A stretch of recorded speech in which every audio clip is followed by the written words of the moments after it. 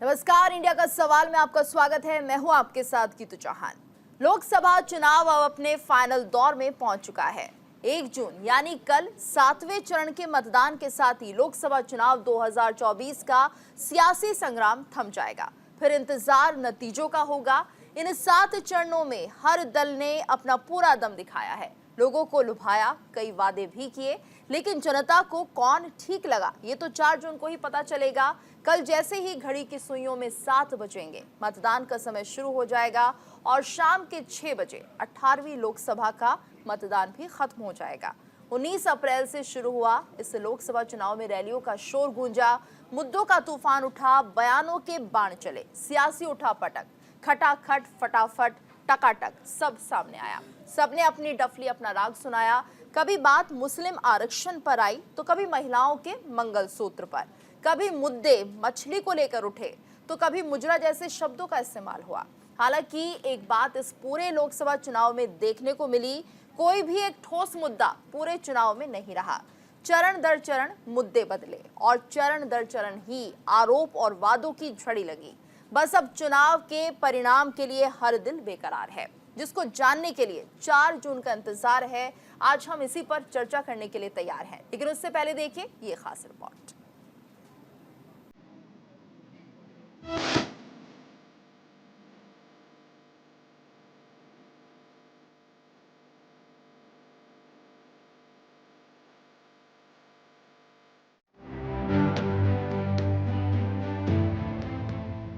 अप्रैल से शुरू हुआ लोकसभा चुनाव अब अपने अंतिम चरण में पहुंच गया है। 7वें और अंतिम चरण के मतदान के लिए चुनाव प्रचार गुरुवार को शाम 6 बजे थम गया। 1 जून को 8 राज्यों और केंद्र शासित प्रदेशों के 57 लोकसभा सीटों पर मतदान होना है। इनमें बिहार, हिमाचल प्रदेश, पंजाब, ओडिशा, पश्चिम बंगाल, झारखंड और चंडीगढ़ के निर्वाचन क्षेत्र शामिल हैं, जिसमें से पूरे देश की निगाहें ज्यादातर उत्तर प्रदेश की वाराणसी सीट पर होगी, क्योंकि यहां से प्रधानमंत्री मोदी तीसरी बार अपनी जीत के लिए उम्मीदवार बनकर खड़े हुए हैं। वहीं चुनाव आयोग के दिशा निर्देशों के अनुसार सभी सीटों के लिए सुबह 7 बजे मतदान शुरू होगा और शाम 6 बजे समाप्त होगा। 4 जून को चुनाव परिणाम का ऐलान किया जाएगा। आखिरी चरण के चुनाव की उल्टी गिनती शुरू हो गई है, लेकिन 7वें चरण की 57 सीटों पर कई दिग्गज नेताओं की साख दांव पर है। पश्चिम बंगाल में ममता बनर्जी के सामने अपनी सीटें बचाए रखने की चुनौती है। उत्तर प्रदेश के पूर्वांचल में गठबंधन को ज्यादा से ज्यादा सीटें जिताने की चुनौती अखिलेश यादव और राहुल गांधी के सामने है। इन चुनावों में मुद्दों की भरमार रही, क्षेत्रीय स्तर पर मुद्दे बदलते भी रहे। स्थानीय दलों ने अपने हिसाब से बीजेपी को रोकने की रणनीति बनाई, तो वहीं बीजेपी ने भी जमकर विपक्ष को घेरा। कभी बात मुस्लिम आरक्षण पर आई तो कभी महिलाओं के मंगलसूत्र पर, कभी मुद्दे मछली को लेकर उठे तो कभी मुजरा जैसे शब्दों का इस्तेमाल हुआ। एक बात इस पूरे लोकसभा चुनाव में देखने को मिली, कोई भी एक ठोस मुद्दा पूरे चुनाव में नहीं रहा। चरण दर चरण मुद्दे बदले और चरण दर चरण ही जनता को लुभाने के लिए वादे किए गए, लेकिन इन सब के बीच कुछ खास मुद्दे लोकसभा चुनाव से पूरी तरह गायब दिखे। जैसे बिहार की बात करें तो मजदूरों का पलायन एक अहम मुद्दा बनता है, पर इस पर चर्चा नहीं हुई। खैर, इस लास्ट फेज की वोटिंग में जिन 57 सीटों पर वोट डाले जाएंगे, उनमें ज्यादातर सीटें ऐसी हैं जिन पर 2019 में बीजेपी ने जीत दर्ज की थी। अब बड़ा सवाल ये उठता है कि क्या इस बार फिर से बीजेपी इन सीटों पर अपना दबदबा कायम रख पाएगी, या इस बार INDIA गठबंधन यहाँ कमाल करेगा। इन सीटों पर जनता क्या फैसला देगी, इसकी तस्वीर तो 4 जून को ही साफ हो सकेगी। लेकिन 7वें चरण के इस मैच को जीतने के लिए सभी दलों ने अपनी पूरी ताकत झोंक दी है। सभी अपने अपने मुद्दे और वादे लेकर जनता के बीच गए। जनता को किसके मुद्दे में दम दिखा और किसके वादे खोखले लगे, ये तो नतीजे ही तय करेंगे।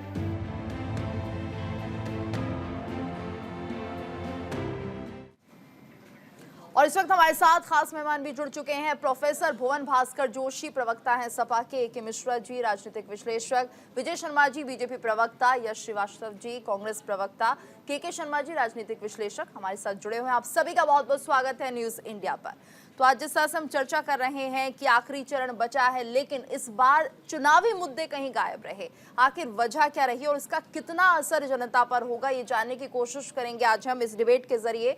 के मिश्रा जी का हम सबसे पहले रुख कर लेते हैं।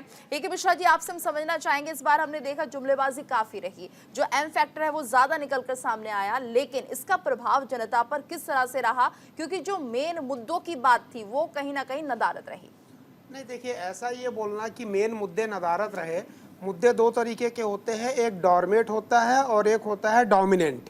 तो डोमिनेंट मुद्दा वो रहता है कि जब लोगों की जुबान पे रहता है, सड़कों पे दिखता है, जैसा कि पिछले कई बार। डॉर्मेट ये रहता है कि सड़कों पे नहीं दिखता है, लेकिन बैक ऑफ द माइंड हर आदमी के दिमाग में वो मुद्दे रहते हैं। तो पक्ष या विपक्ष का कोई भी वोटर रहा हो, उनके दिमाग में अपने अपने मुद्दे रहे हैं, उनकी पार्टियों के अपने अपने मुद्दे रहे हैं।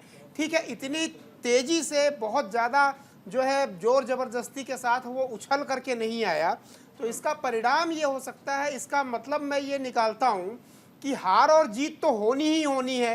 वोटिंग चाहे 25% हो चाहे 90% हो, 542 लोग तो चुनेंगे।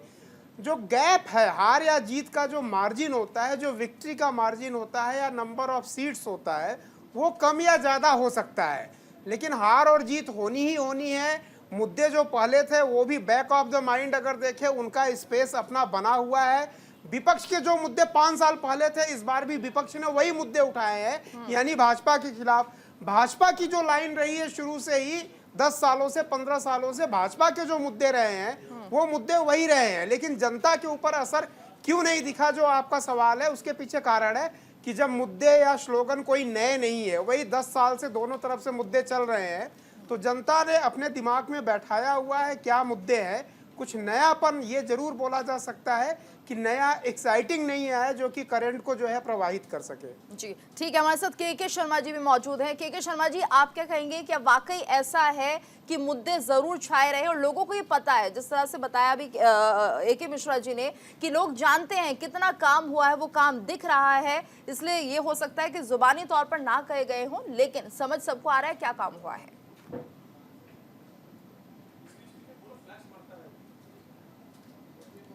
के शर्मा जी, मोदी फैक्टर जी, हाँ, एम का मतलब होता है मोदी फैक्टर। मान लो मोदी फैक्टर है, चुनाव में है, और जहां जहां मोदी जा रहे हैं उनके स्पीच से, भाषण से 3 से 4% का वोट बढ़ोतरी हो रही है। लेकिन वो वहां के जो नेता है, जो चुनाव लड़ रहे हैं, जो मेंबर ऑफ एम से मेंबर ऑफ पार्लियामेंट भी होता है, वो कितना इफेक्टिव है अपने क्षेत्र में। आखिर मोदी की जरूरत क्यों पड़ रही है? यदि वो 10 साल काम किए होते, 10 साल वहां जनता की सेवा किए होते, तो मुझे लगता है कि एग्जाम के नजदीक एम से महीना, वहां पे मोदी जी को इतनी पढ़ाई नहीं करनी पड़ती, क्योंकि जो बच्चा साल भर पढ़ता है वो चुनाव जो एग्जाम के टाइम में बहुत अच्छे से एग्जाम देता है और पिक्चर देखता है। लेकिन जो बच्चा साल भर नहीं पढ़ेगा, वो आखिरी के महीने में 12-12 घंटा पढ़ेगा, 200 रैलियां करेगा। अब एम से महंगाई भी होती है, एम से मुस्लिम भी होता है, एम से एमएसपी भी होता है, एम से मानवता भी होता है, एम से मछली भी होता है, एम से मटन भी होता है, एम से मंगलसूत्र भी होता है, और एम से जो है ना मीडिया भी होता है। मीडिया, ये मीडिया जो है ना, वो एम को ज्यादा फैक्टर बना दिया है। अगर एम फैक्टर नहीं, ट्रैक्टर है, ट्रैक्टर, ऐसी ट्रैक्टर जो किसानों को रौंदता है, किसानों को उस ट्रैक्टर के तहत एम जो मीडिया है ना, को ट्रैक्टर के रूप में बदला जा सकता है। आखिरी जो चलता है ना, वो मीडिया पर ही आपका वो चलता है जोर की। ठीक है, मीडिया की वजह से ये हो गया। अरे ईवीएम पे ठीक ना, आप छोड़िएगा मीडिया को क्यों बीच में? मीडिया तो वही ईवीएम पे नहीं। के शर्मा जी, ठीक है, मैं कहता हूं एम से ट्रैक्टर जो है वो एम से मंत्री नहीं, जैसे ईवीएम पे ठीकरा फोड़ा जाता है, उसी तरह से एक नया ट्रेंड आया है मीडिया में, आप अपना ठीकरा फोड़ दीजिए, जो हो रहा है वो ना दिखाएं। ठीक है, प्रोफेसर भुवन जी, आप क्या मानते हैं? ठीक है सर, हाँ जी, पांचों उंगली बराबर नहीं होती है, ठीक है ना। तो पांचों, मैं मीडिया का मतलब नहीं कि सारे बिक गए, लेकिन जिस तरह से मीडिया ने उनको 36 घंटे दिखाया, जब बस चलता है ना, दिन में 24 घंटा होता है, एक दिन में 24 घंटा, यदि गलती से 26 घंटा होता है तो 26 घंटा भी दिखवा देते हो। प्रोफेसर भुवन जी, आप क्या मानते हैं कि इस बार जो मुद्दे थे वो नहीं दिखाई दिए और मुद्दों की जगह जुमले ज्यादा दिखाई दिए? देखिए, उत्तर प्रदेश के परिप्रेक्ष्य में मैं इतना कहना चाहता हूँ गीतू जी, हमारे नेता माननीय अखिलेश यादव जी ने जो बेरोजगारी का जो मुद्दा था, जो बात भारतीय जनता पार्टी ने 20 करोड़ नौकरी की 10 साल में देने की बात कही थी, और उत्तर प्रदेश में जो परीक्षा लीक का एक नया रिकॉर्ड बन गया है, और अब जो हमारे छात्र हैं, जो हमारे नौनिहाल हैं, वो जो आत्महत्या कर रहे हैं, चाहे वो ब्रजेश पाल हो कन्नौज का, चाहे चारू शर्मा हो फिरोजाबाद की, जिन्होंने आत्महत्या करने का काम करा, जिस प्रकार पुलिस की परीक्षा लीक हुई, अन्य परीक्षा लीक हुई, लगातार परीक्षा लीक हुई है। ऐसी कोई मीटिंग नहीं, ऐसी कोई सभा नहीं, ऐसे सड़क से लेकर सदन तक हमारे नेता ने इस बात को, युवाओं के रोजगार से संबंधित बेरोजगारी के मुद्दे को बहुत प्रमुखता से उठाया। इसलिए हम तो अपनी जिम्मेदारी का पूरी तरह निर्वहन करते हैं, और हमारे नेता माननीय अखिलेश यादव जी ने लगातार इस मुद्दे को दार देने का काम करा, उसको लड़ा। उसका सबसे बड़ा लाभ था कि सबसे ज़्यादा अगर हमारी रैलियों में आ रहा था तो सबसे ज़्यादा युवा वर्ग हमारी रैलियों में आ रहा था, क्योंकि उनसे कनेक्ट हमारे नेता माननीय अखिलेश यादव जी हुए। हम लोग मुद्दों की लड़ाई लड़ी, चाहे वो पीडीए की बात थी, जाति जनगणना की बात थी, सामाजिक न्याय की बात थी, किसानों की हत्या की बात थी, महिलाओं के साथ जिस प्रकार की बर्बरता हुई है और अभी मध्य प्रदेश में हुई है चुनाव के दौरान, आपने देखा एक दलित परिवार को पूरा भारतीय जनता पार्टी के लोगों ने उजाड़ा। चाहे बीएचयू की बात हो, चाहे पहलवान बेटियों की बात हो, चाहे मणिपुर की बात हो, हमने मातृशक्ति की बात को उठाने का काम करा। किसानों की जो हत्या हुई है, किसानों को ने जिस प्रकार उनको मारा गया है, टैनी जैसे हमारे साथी भी बताने का काम कर रहे थे, उनके बेटे ने जो आत्महत्या करने का काम करा, और जिस प्रकार सत्ता के मद में चुनाव में भी दिखाई दिया। आपने देखा होगा 3 युवकों को अभी ब्रिजभूषण सिंह के बेटे के काफिले ने रौंदने का काम करा। तो ये सत्ता की जो हनक है, यही भारतीय जनता पार्टी की, इसको हमने प्रमुखता से अपना मुद्दा बनाने का काम करा, और जनता ने भी पूरा आशीर्वाद देने का काम करा। मैं पूर्णतः आश्वस्त हूँ। जब 4 तारीख, सर मैंने किसी को बीच में डिस्टर्ब नहीं करा, प्लीज थोड़ा बोलने दीजिए। 4 तारीख को जब मतपेटियां खुलेंगी, मुझे पूरा विश्वास है कि जो मुद्दे हमने युवाओं के उठाए, महिलाओं के उठाए, किसानों के उठाए, ये मुद्दे जनता से जुड़े मुद्दे थे, महंगाई का मुद्दा था, इन पर जनता अपनी परिवर्तन की मोहर लगाएगी। ठीक है यश जी, क्या आप भी ऐसे कुछ परिवर्तन देख रहे हैं? क्या INDIA गठबंधन एकजुट दिख रहा था? मुद्दे उठाए गए, लोगों को बताया गया 10 साल में क्या काम हुआ, क्या नहीं हुआ? गीता जी, यही सवाल मैं आपसे पूछता हूँ। क्या आपको ऐसा लगता है कि मणिपुर एक बड़ा मुद्दा है? क्या आपको ऐसा लगता है कि 800 किसानों को शहादत या किसी ने किसानों को जीप से कुचल दिया चलते आंदोलन भी मुद्दा है?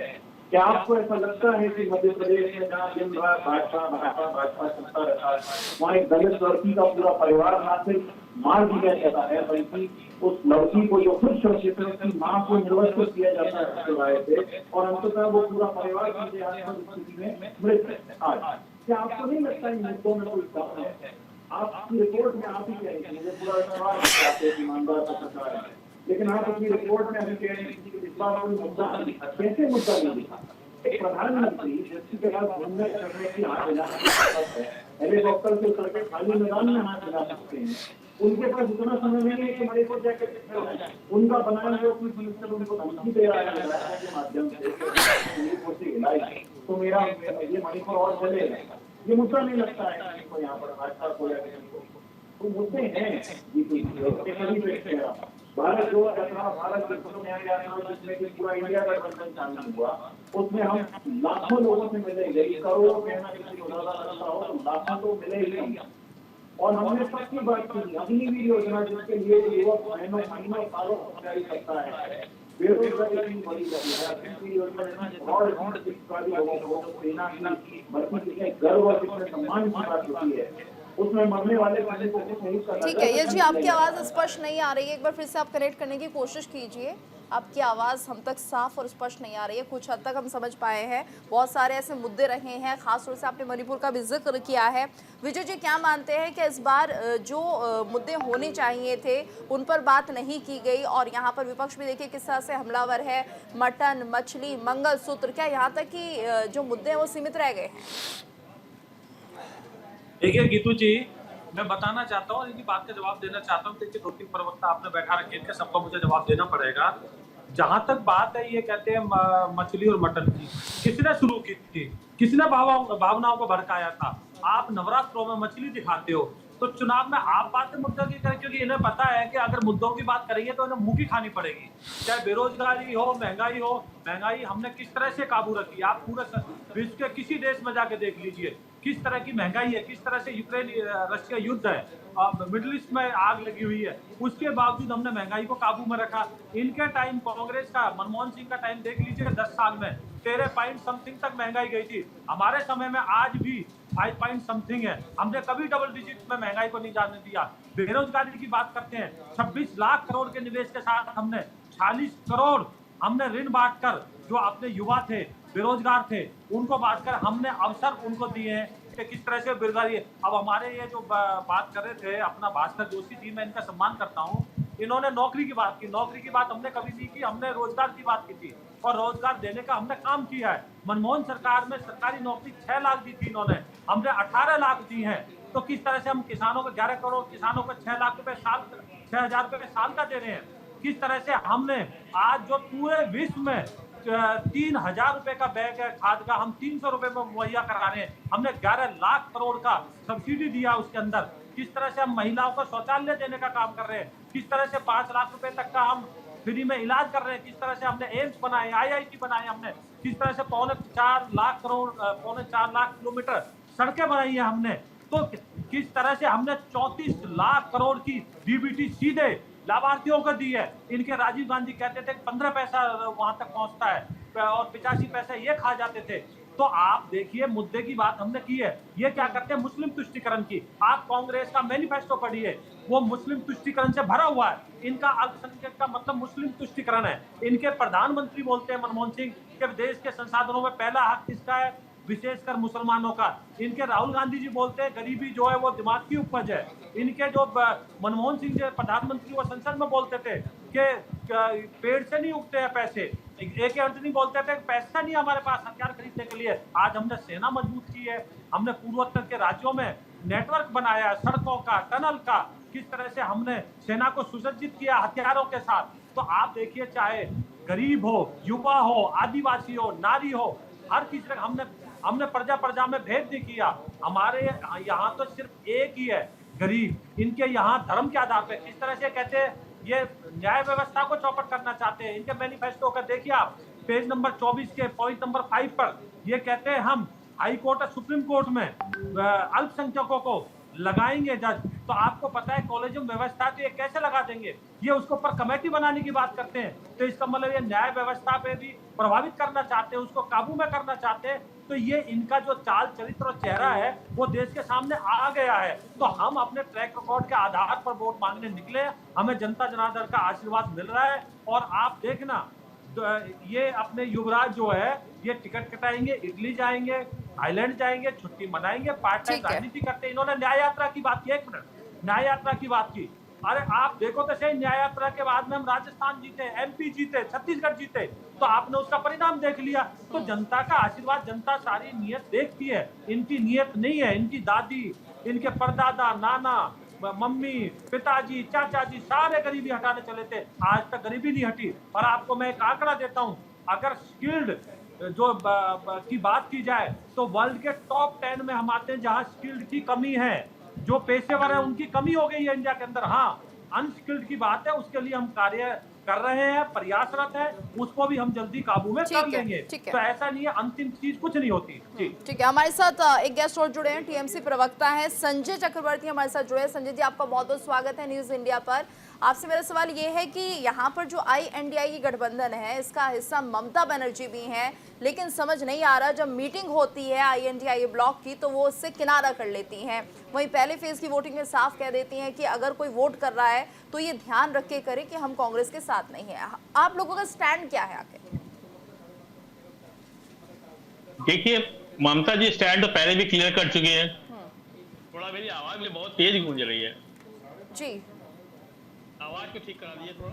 ठीक है, हेलो जी जी बोलिए, अपनी बात रखिए, हम कोशिश करें आपकी आवाज एडजस्ट करने की।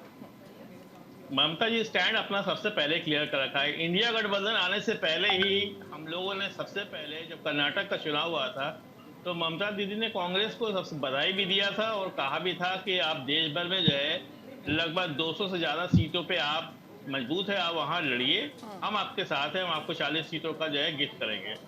ये हमारी तरफ से पहले से क्लियर था। इंडिया शब्द भी ममता बनर्जी का दिया हुआ है और मल्लिकार्जुन खड़गे को प्रधानमंत्री के लिए प्रमोट करने का काम भी ममता दीदी ने किया हुआ है। तो हम इंडिया गठबंधन के साथ हैं, लेकिन हमारा गठबंधन इंडिया गठबंधन से है, ना कि कांग्रेस से है। तो किसी वजह से कांग्रेस के साथ हमारा जो अलायंस बन नहीं पाया वहां पे, और उसके कारण केवल जो है अधीर रंजन चौधरी जी है जो मतलब वो अलग ही रुख अपनाए हुए थे पूरी तरीके से, जबकि अभी 17 मई को मल्लिकार्जुन खड़गे को उनको वार्निंग देनी पड़ी कि जो है वो अपना मुंह बंद रखे, नहीं बाहर का रास्ता जो है उनको दिखाना पड़ेगा। तो ये चीजें अगर पहले कर दिया होता कांग्रेस ने तो शायद मेरे ख्याल से आज हम लोग साथ होते, साथ मिलकर के चुनाव लड़ते, लेकिन ये हो नहीं पाया। लेकिन हम इंडिया गठबंधन के साथ थे, हैं और ठीक है यश जी, आपकी प्रतिक्रिया चाहूंगी कि क्या कांग्रेस और टीएमसी में एकजुटता नहीं है, INDIA गठबंधन का हिस्सा आप जरूर है, ऐसा संजय जी कह रहे हैं। जीतू जी, मेरी आवाज साफ साफ आ रही है? हाँ, अब सुन पा रहे हैं, बताइए जी। तो आज तो आपको ये सवाल जो कि हम वैसे भी टीएमसी के हमारे साथी आपको बता चुके हैं, ये सवाल आपको ये एनडीए के जो यहाँ पे विजय शर्मा बैठे हुए हैं बीजेपी वाले, इनसे जरूर पूछना चाहिए कि इनके जो 38 में से 26 दल बिना किसी उपस्थिति के बैठे हुए हैं उनका क्या, बाकी जो बचे हैं चिराग पासवान का सामान इन्होंने घर पे फिकवाया है उसका क्या, इनके तमाम दल, इनके दलों को तो छोड़िए, इनके तो उत्तर प्रदेश में फूट है। योगी जी के जो आदमी हैं वो सरेआम एक वीडियो वायरल हो रहा है, वो कह रहे हैं कि ये गुजराती और पता नहीं क्या क्या इन लोगों को भगाना चाहती है जनता, भाजपा का ही कार्यकर्ता है, किसी की सह पे तो कह रहा होगा उत्तर प्रदेश में खड़े होके। ब्रजभूषण ने राजदीप सरदेसाई को बोला है कि हमारे नेता मोदी जी हैं, योगी जी नहीं है, हमें विवाद में मत फंसाइए, तो हमें मत सिखाइए विजय शर्मा जी। और ये जो झूठों का ये दुकान आपने खोली है, इन्होंने जो गरीबों को बताया है कि हमने इतने गरीब आंकड़े बाहर निकाल दिए गरीबी से, उसका सच ये है कि ये जो 5 किलो राशन देते हैं अपनी फोटो छाप छाप के, उसको इनके ऑडिट वाले लोग उन गरीबों की कमाई बता देते, और इस तरीके से उन गरीबों को गरीबी की निकाला है इन लोगों ने। ये जो टॉयलेट बनाते हैं उसकी सच्चाई यश जी, मैंने आपकी प्रतिक्रिया जो मांगी थी वो संजय जी के बात पे मांगी थी, ठीक है? हाँ, नहीं, मैं आपसे ये कह रही हूँ कि आप लोग क्या हिस्सा नहीं है INDIA का, और यहाँ पर ममता बनर्जी ने साफ कर दिया है कि कांग्रेस से अलायंस नहीं है, ऐसा क्यों? दुनिया के सामने, जनता के सामने यही मैसेज है कि INDIA में टीएमसी और कांग्रेस हिस्सा है। मैं इसीलिए आपको कह रहा हूँ कि एक तो आपने विजय शर्मा को नहीं टोका, मुझे भी मत टोकिए। दूसरी बात, इस देश के लोकसभा चुनाव का मुद्दा ये नहीं है कि टीएमसी और कांग्रेस की स्थिति क्या है, वो मैं और यहाँ पे संजय जी नहीं, ये मुद्दा नहीं है, लेकिन आप ऑप्शन तो रखेंगे देश के सामने। अरे आप मेरी बात पूरी होने दीजिए ना, आप विजय शर्मा को नहीं टोक रही हैं, मुझे भी मत टोकिए। टीएमसी हमें बाहर से सपोर्ट दे रही है, चाहे वो बाद में साथ आ रही है, कुछ भी कर रही है, लेकिन नरेंद्र मोदी के झूठ और जुमले और बीजेपी की वाहियात बने के खिलाफ सब लोग हैं, ये पक्का है। अब बात आती है मुद्दों की, तो विजय शर्मा को बता दीजिए, अभी मैं बता चुका हूँ इनको गरीबी का आंकड़ा, ये जिस बेशर्मी से इनकी पूरी पार्टी बोलती है, इनसे पूछिए मणिपुर में 1 साल तक कार्रवाई क्यों नहीं कर पाए इनके स्ट्रॉन्ग मैन। चीन घुसा जा रहा है, चीन ने अभी कल की खबर है 6 स्टेल्थ जेट सिर्फ 150 किलोमीटर दूर सिक्किम से डिप्लॉय किए गए। स्टेल्थ जेट के लिए 150 किलोमीटर कुछ भी नहीं है जीतू जी। क्या कर रहे हैं हमारे देश की सीमा पर हमारे महान मोदी जी? जो ध्यान लगाने की बात हो रही है, वो ध्यान घर के अंदर या अपनी कंदराओं में चुपचाप। अच्छा, ध्यान से क्या आपत्ति है? ध्यान से आपत्ति क्या है? मैं बता रहा हूँ आपको आपत्ति, मुझे बार बार बीच में रोकना बंद कीजिए प्लीज। जो सच्ची साधना होती है वो इस देश का हर नागरिक साल से कर रहा है। हर गरीब को इंतजार है कि नरेंद्र मोदी का एक जुमला तो सच होगा, युवा को रोजगार का इंतजार है। चलिए ठीक है, चर्चा जारी रहेगी। आपको रोक रही हूँ, यहाँ पर एक छोटे से ब्रेक के लिए रुक रहे हैं, जल्द हाजिर होंगे। ब्रेक के बाद हमारी चर्चा लगातार जारी है। ब्रेक के बाद आपका स्वागत है, और आपको बता दें कि आखिरी चरण का चुनाव होना बाकी है, और जो मुद्दे इस बार रहे वो कहीं ना कहीं गायब रहे। बात हुई जुमलों पर, एक दूसरे के ऊपर आरोप जरूर लगते रहे। इसी को लेकर आज हम चर्चा भी कर रहे हैं। हमारे साथ खास मेहमान लगातार बने हुए हैं। रुक करेंगे हम AK मिश्रा जी का। मिश्रा जी, आपसे हम ये समझना चाहेंगे फिलहाल कि M फैक्टर अब कितना काम करेगा, और क्या इस तरह की जो बातें होती हैं, जो जुमले छोड़े जाते हैं, वो जनता को किस तरह से कनेक्ट करते हैं? क्या जनता उससे कनेक्ट होती है, नाराज होती है, गुस्सा होती है? क्या मानते हैं? नहीं, बिल्कुल, देखिए M फैक्टर अभी से नहीं, बहुत पहले से, बहुत पहले से भारत की राजनीति में, भारतीय भूखंड में बड़ा प्रभावी रहा है। अगर मैं आज़ादी के समय की बात करूं तो एम फैक्टर वहां पे भी अवेलेबल था, जिसके कारण देश का बंटवारा हो गया। मैं उसके पहले नहीं जाऊंगा। मुलायम सिंह यादव ने एक ही अपना फार्मूला बनाया था, जिसके कारण वो राजनीति की दुनिया में टॉप पे पहुंचे। वहां पे भी एम फैक्टर था। लालू प्रसाद यादव के साथ भी एम फैक्टर था। कांग्रेस के साथ अघोषित तरीके से हमेशा एम फैक्टर रहा करता था। तो एम फैक्टर तो है। अब वो चाहे पक्ष में रहे या विपक्ष में, एम फैक्टर को लोग अपने अपने फेवर के लिए किस तरीके से, बंगाल में तो पूरा एम फैक्टर है। ममता बनर्जी ने तो पूरी कैंपेनिंग ही एम फैक्टर पे की है। अल्लाह का कसम दे करके, किसका खुदा का कसम दे करके वो एम फैक्टर की ही तो बात कर रही थी। और कहा ये क्या बात कर रही थी। तो एम फैक्टर को तो हटाया नहीं जा सकता है। और विपक्ष ने खूब एम फैक्टर का यूज किया है। राजनीति में टॉप पे अगर विपक्ष पहुंची है तो वो एम फैक्टर का ही प्रयोग करके पहुंची है। के शर्मा जी, मैं सबसे पहले तो जो एम फैक्टर की बात हमारे के मिश्रा जी कह रहे थे और विजय शर्मा जी जो बीजेपी के प्रवक्ता, उनको बता दो कि एम तो फैक्टर इतना है कि महिला की रक्षा, मातृशक्ति, महात्मा गांधी की बेइज्जती, नाथूराम गोडसे की पूजा, मनमोहन जैसे एक ऐसे राजनीतिक जो थे, वित्त मंत्री थे, जो देश की जो है स्थिति को सुधारा, उनको भी इन्होंने नहीं छोड़ा। पहले तो उनको पपेट बोलते थे, लेकिन अब माँ से मणिपुर है, ममता जो है माँ माटी मानुष पे लड़ी है। तो माँ जो है ना, माँ की बेइज्जती मत कीजिए। भाई पैसे वालों के लिए जो आपने महंगाई पे जो बोला, एम से महंगाई, उस पे पैसे वालों के लिए आपने काबू तो रखा, लेकिन गरीबों के लिए जो है ना, जो हाल किया उनको बना दिया। 4.83% जो है 11 महीने में महंगाई का निचला स्तर आया।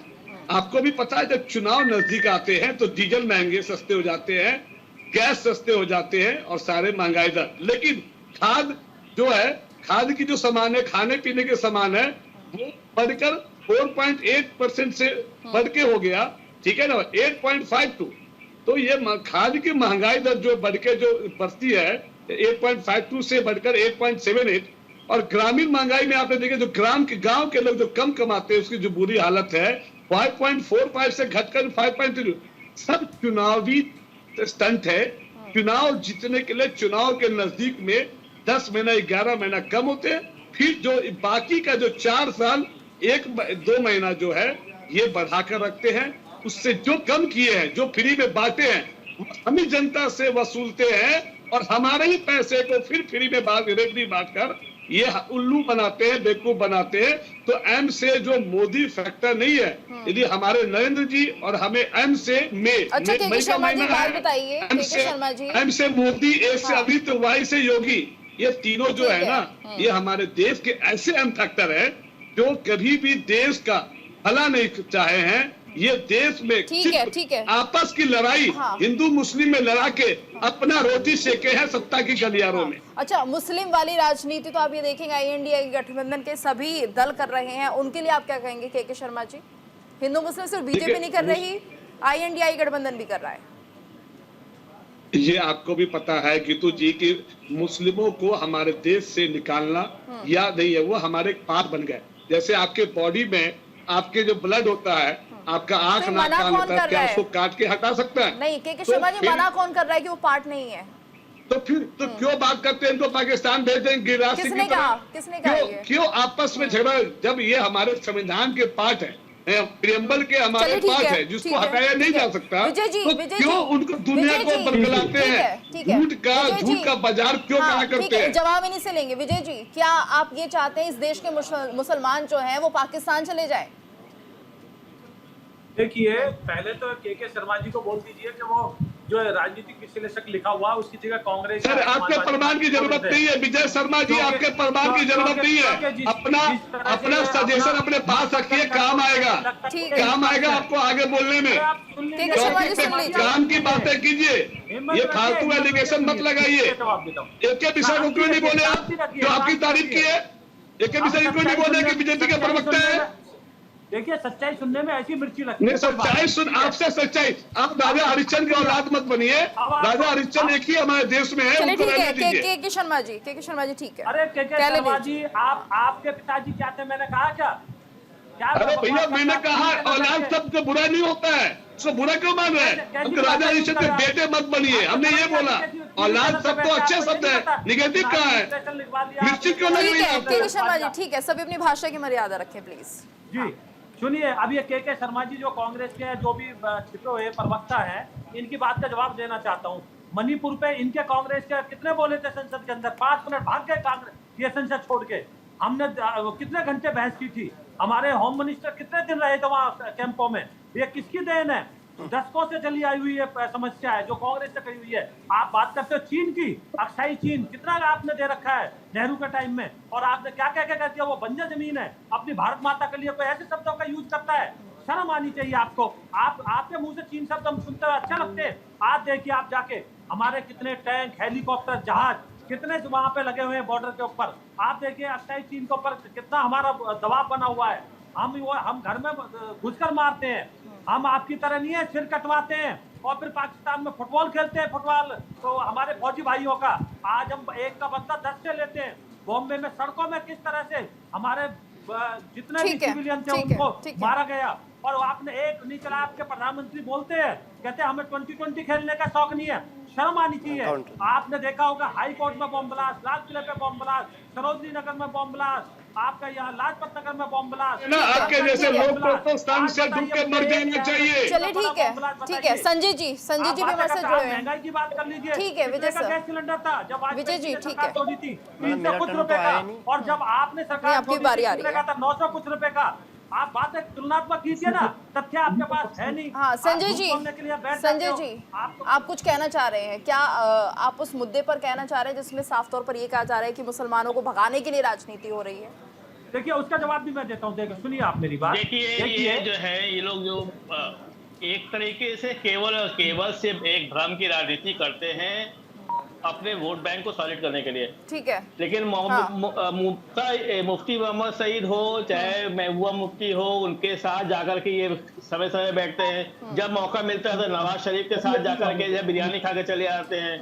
तो इनका जो काम है ना, सबसे पहले 2014 का देख लीजिएगा। आप ही कह रहे हैं कि सिर्फ एक ही धर्म की राजनीति करते हैं। मैं ये कह रही हूँ INDI गठबंधन के जो दल है वो कैसी राजनीति करते हैं? रामनवमी नहीं मनती, रामनवमी नहीं मनाई जाती पश्चिम बंगाल में, तो आपको वहाँ नहीं लगता? ये किसने कहा? ये तो विवाद हो जाता है, सिक्योरिटी नहीं दी जाती, सुरक्षा नहीं दी जाती, बवाल हो जाता है। 1056 नहीं 1056 रैलियां निकली है आपकी बार, 1056।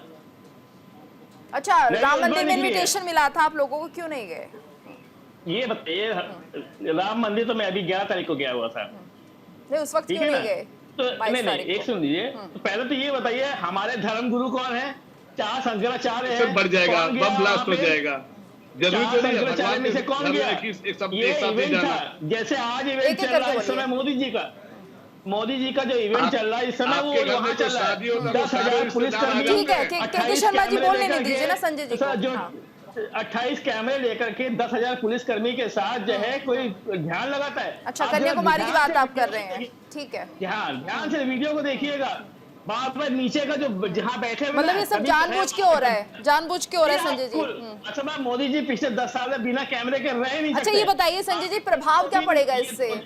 प्रभाव क्या पड़ेगा? ध्यान मुद्रा में उल्टा पड़ेगा। लोग हंस रहे इसको देख करके कि कभी गद्दे में बैठ रहे हैं, कभी स्टूल में बैठ रहे हैं, कभी जो है एक टेबल पे बैठ रहे हैं, कभी कुछ तो ध्यान लगा कर आ रहा है वो। अच्छा ठीक है, सवाल ये उठ रहा है सर, सवाल ये उठ रहा है कि INDI गठबंधन को डर किस बात का है? जब बीजेपी हार रही है, मोदी जी की सत्ता जाने वाली है। नहीं एक सेकंड, इसमें हमें किसी तरह का ध्यान लगाए। अभी तो इसके बाद समय 4 जून के बाद उनको ध्यान लगाने का पूरा 365 दिन मिल सकता है। हमें केवल दिक्कत इस बात को लेकर है कि वो जो ध्यान लगा रहे हैं, तो पहली बात तो कैमरा लेकर नहीं जाना चाहिए और लाइव टेलीकास्ट नहीं होना चाहिए था। दूसरी बात, अगर ऐसा लाइव टेलीकास्ट हो रहा तो वो भी एक लोकसभा के सदस्य हैं, वो लोकसभा का चुनाव लड़ रहे हैं, एक कैंडिडेट है।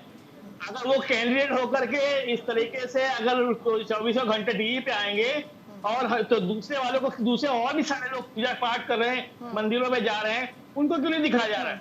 सबको दिखाया जा रहा है। राहुल गांधी जाएंगे, उन्हें भी दिखाया जाएगा? नहीं, किसी को नहीं दिखाया जा रहा है। 57 जगह जो इलेक्शन हो रहा है। चलिए ठीक है, भुवन जी, प्रधानमंत्री को हाँ ठीक है, शर्मा जी टर्न हो गई है। मैं भुवन जी के पास जाना चाहूंगी, काफी देर से शांत बैठे हुए हैं। ध्यान लगाए, ठीक है। लेकिन मैंने ये बचपन में ही सुना है कि जब ध्यान लगाते हैं तो डिस्टर्बेंस नहीं होना चाहिए पहला। ठीक है, तो अकेले बैठे होने का डिस्टर्बेंस हो रहा है। सुनिए, यही 48 शर्मा जी ठीक है, भुवन जी के पास जाना चाहूंगी, आपके पास आ रही हूँ, गरीबों के साथ रहते, भुवन जी से मैं सवाल ले लेती हूँ। महिलाओं के साथ जो 3,000 महिलाओं के 300 महिलाओं के साथ जो ठीक है शर्मा जी ठीक है, समय दीजिए बाकी कोई बोलने का। भुवन जी काफी देर से शांत बैठे हैं। शर्मा जी ठीक है, भुवन जी आप बताइए, ये जो ध्यान, चलिए ठीक है, ध्यान की बात होने लगी है, इससे क्या असर पड़ जाएगा? गीतू जी, मैं जिस मुद्दे पर आपने आज बहस रखी है उसी मुद्दे पे रहना चाहूँगा। और आपने जो बहस का मुद्दा रखा था कि क्या राजनीतिक दल जो जनता के मुद्दे से भूल गए, मैं आपको याद दिलाना चाहता हूँ समाजवादी पार्टी के नेता माननीय अखिलेश यादव जी, जो सबसे बड़ा घोटाला माननीय मोदी जी की सरकार में हुआ, और भारत का नहीं विश्व का सबसे बड़ा घोटाला इलेक्ट्रॉन बॉन्ड का 6,986 करोड़ का जो घोटाला हुआ, जिसको निर्मला सीतारमण जी के पति ने भी कहने का काम करा, वो घोटाला को हमने उठाने का काम करा। और जो वैक्सीन लगी है उसके एवज में जो 500 करोड़ रुपए की जो चंदा लिया गया, और क्या गिफ्ट करा गया 140 करोड़ लोगों को एक हार्ट अटैक की बीमारी, उस कंपनी ने कह दिया है कि इसका जो साइड इफेक्ट है उससे हार्ट अटैक की संभावना बढ़ गई है। तो हमने इस मुद्दे को प्रमुखता से उठाने का काम करा, और मैं आपको बहुत जिम्मेदारी से कर, जो भ्रष्टाचारियों को माननीय मोदी जी साथ लेकर आए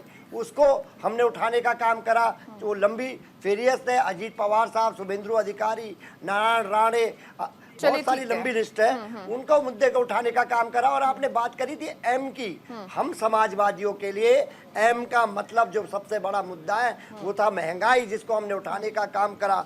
मातृशक्ति, जो बेटी बचाओ बेटी पढ़ाओ की बात भारतीय जनता पार्टी ने करी, और कैसे, मैंने किसी को बिल्कुल बीच में नहीं बोला, प्लीज, मैं इस तरह बहस नहीं करता।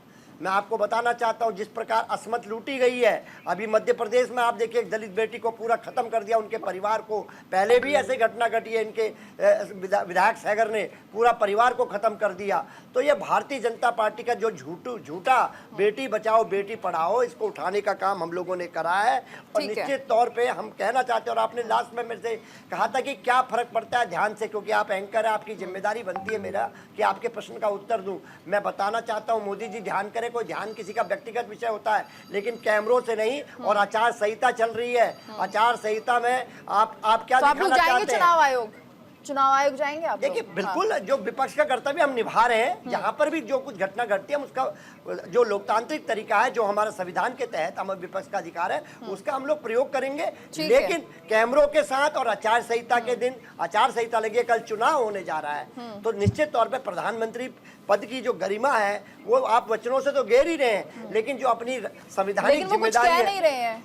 भुवन जी वो तो शांति मुद्रा में बैठे हैं। शांति मुद्रा, आप बैठिए ना ध्यान पे, कैमरे लगा के तो बैठे। शांति से ही बहुत कुछ हो रहा है। अच्छा, शांति कैमरे के वो लोकसभा के लिए गरीबों के साथ ध्यान रखिएगा, दलितों के साथ। चलिए ठीक है, यश जी पहले यश जी से रिएक्शन। यश जी काफी देर से बैठे हुए हैं, अब उनकी बारी आ रही है, उसके बाद विजय जी से पूरा रिएक्शन होगा, जो सारा प्रकरण चल रहा है। ठीक है यश जी, बात रखिए अपनी। गीतू जी, क्या मेरी आवाज आ रही है आपको? हाँ आ रही है, बताइए जी। तो सबसे पहले तो यहाँ उपस्थित सभी लोगों को जुमलेबाज की कसम देनी पड़ेगी, शायद कि बीच में ना बोलें। गीतू जी आप भी मेहरबानी करके बीच में ना बोलें, आपने विजय शर्मा को नहीं टोका, हमसे आप क्रॉस क्वेश्चन कर रही हैं बीच बीच में, तो ना कीजिए। मैं यहाँ पे याद दिला देता हूँ, विजय शर्मा मुंबई बम धमाकों की बात कर रहे थे, तो 26/11 के समय दुनिया का एक बहुत ही ड्रामेबाज आदमी उस समय गुजरात में किसी कुर्सी पर बैठा था, चलते हमले के दौरान वो अपनी कुर्सी छोड़ के बंबई आया, ताज होटल के सामने सिर्फ कांग्रेस की बुराई करने के लिए मीडिया के सामने गया और वापस चला गया। आज वही व्यक्ति देश की एक बड़ी कुर्सी पर बैठा हुआ है और एक ऐसी महिला को सांसद बना के रखा है जिस पर बम धमाके का आरोप था, और वो हेमंत करकरे जैसे शहीद को गद्दार बताती है और अपनी कुर्सी पर बैठी रहती है। ये है इनकी देशभक्ति। अभी जो कोरोना वैक्सीन की बात कर रहे थे भुवन जी, आज ही इंदौर में एक रिटायर्ड फौजी यानी पूर्व सैनिक की मृत्यु हुई है उस वैक्सीन से, जो एक योग शिविर में किसी कार्यक्रम में शामिल थे, और वो व्यक्ति फौजी थे, शायद पंजाब के रहने वाले थे, और उनकी मृत्यु उसी घटिया वैक्सीन से हुई है जो नरेंद्र मोदी ने चंदा खा के बिकवाई है इस देश में, 1500 रुपए लेके, थैंक यू मोदी जी के पोस्टर लगवा के। और आप लोग जब बात करते हैं कि विपक्ष क्यों डरा हुआ है, इंडिया क्यों डरा हुआ है, हमारे चेहरों पर आपको देख लीजिए डर नहीं दिखाई देगा। हमने देश के कोने से कोना नापा है 2 बार। नरेंद्र मोदी एंड कंपनी की हिम्मत हो तो जनता के बीच में जाके खड़े होकर दिखा दें। ना अग्निवीरों के बीच में गए, ना किसानों के बीच में गए, ना मणिपुर गए, ना किसी और महिला से मिले, ना ही कभी प्रेस कॉन्फ्रेंस की। आज दे रहे हैं इंटरव्यू अपने चमचों को, वो पूछ रहे हैं कि आप बटुआ रखते हैं क्या, आप आम खाते हैं क्या। ये इंटरव्यू हो रहा है। पूछिए उनसे कि बेरोजगारी पर क्या जवाब है आपका, मणिपुर पर क्या जवाब है आपका, ये जो कोरोना वैक्सीन से मौत हो रही है, चाहे जब देखिए जो बातें बोल रहे हैं, और उसके बाद कसम खाएंगे, सच्चाई बोलेंगे। एक मिनट रुकिए ना। राहुल गांधी जी को आखिर देश में बीच बीच में छोड़ के भागने की क्या जरूरत पड़ती है? आप सच्चाई बोलोगे क्या? राहुल गांधी को लगता नहीं है उनके सलाहकार को बदलना चाहिए? शर्मा जी बीच में बताइए, मैंने जुमलेबाज की क्या बीच में आपने कसम दिया था जुमलेबाज को? हम जुमलेबाज नहीं है, कसम अब हमने भी दिया है। अरे कसम खा के सच्चाई बोलो, कसम देने बचपन में ही सीखेंगे कसम देना। बीच में तो कसम देना क्या है? ये क्या प्रवक्ता का एक स्टाइल है? कसम देता हूँ, बीजेपी वालों की क्या कसम? अरे कसम मैं क्यों लूंगा आपके बीच में? हम छोड़े कसम क्यों न लूंगा? जबरदस्ती बीच में आ रहे ये हैं। बोलने का तरीका है क्या? कसम देता हूँ या जुमलेबाजों को बीच में नहीं बोलेंगे। राम की फोटो सच्चाई तो मैं कसम देता हूँ आपके राहुल गांधी जी विदेश क्यों भाग जाते हैं? चलिए ठीक है, अरुण गोविल वोट मांग। ठीक है जी, आपने अपनी बात रख दी है, बहुत आरोप आपने लगा दिए हैं बीजेपी पर, जबरदस्ती जवाब भी अब सुनना होगा। ठीक है, बहुत सारे सवाल हो गए हैं, विजय जी को जवाब देना होगा। विजय जी बताइए। स्टाइल बना लिया कि बस कसम खा के बोल रहा है।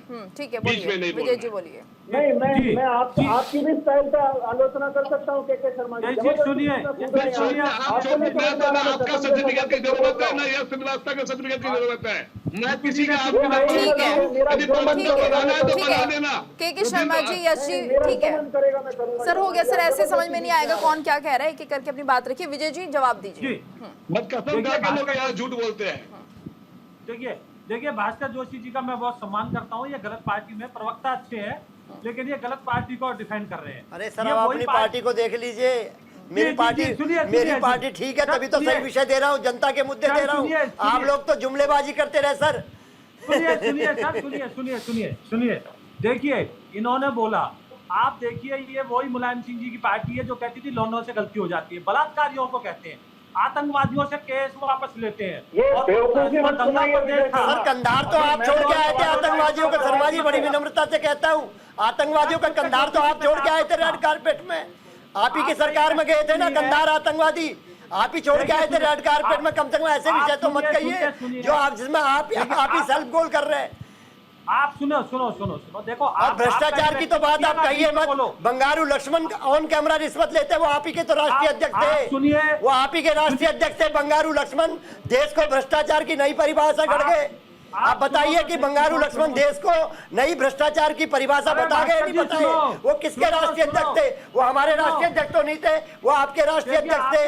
रेड कारपेट में आतंकवादियों को कंधार आप और बेटी बचाओ बेटी पढ़ाओ आपके सांसद ब्रिजभूषण सिंह कैसा करते हैं? जो बेटियां हमारे देश का सम्मान बढ़ा के आई, उन पे रेप करने का काम आप लोगों ने काम करा।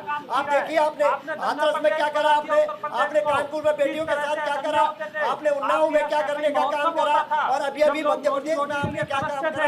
ये झूठ की पोल खुल चुकी है, जनता समझ चुकी है।